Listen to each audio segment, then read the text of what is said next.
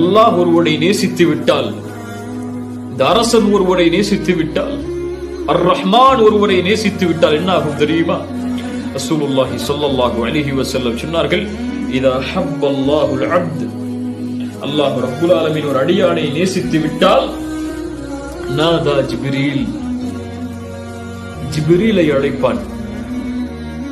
ஜிப்ரீலை அழைத்து சொல்லுவான், ஜிப்ரீல், இந்த அடியானை அல்லாஹ் நேசிக்கிறான், நீங்களும் நேசியுங்கள் என்று சொல்லுவார்.